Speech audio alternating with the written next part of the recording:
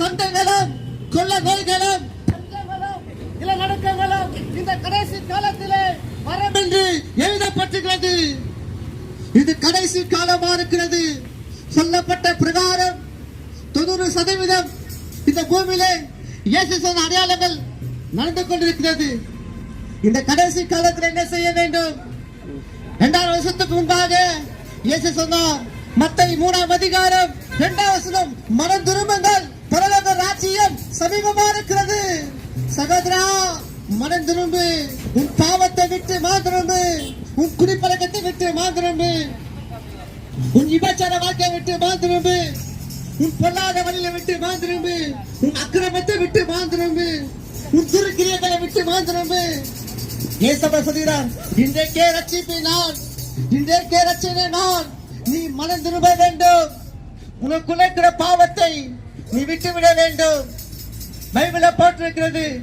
இன்னைக்கு பாவத்திலே வாழ்றாங்க, பாவத்திலே நிக்கிறாங்க, பாவத்தை நடக்கிறாங்க, பாவத்தையே படுக்கிறாங்க, பாவத்தை குடிக்கிறாங்க, பாவத்தை சாப்பிடுறாங்க.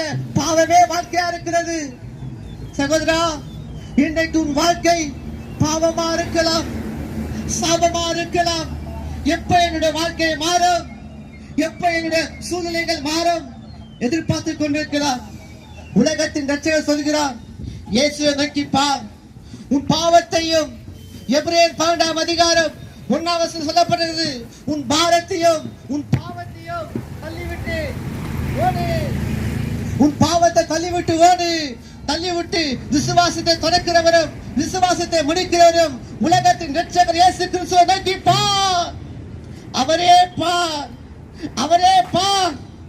ஐயோ, அந்த தெய்வத்துக்கு விரோதமாய் பாவம் செய்தவே, பொய் பேசினவே வேதம் அழகாய் சொல்லப்பட்டுள்ளது. 5ஆம் சங்கீதம் 6ஆம் வசனம், பொய் பேசுறவர்கள் நாசம் அடைவார்கள்.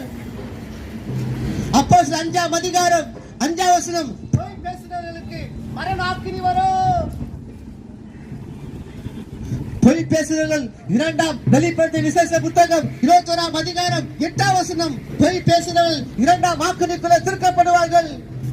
ஐயா, உன் வாழ்க்கை பொய்யா இருக்கலாம், பொய்யான வாழ்க்கை நீ வாழ்ந்து கொண்டிருக்கலாம். இந்த உலகத்திலே மாயமற்ற வாழ்க்கையை வாழ்ந்து கொண்டிருக்கலாம்.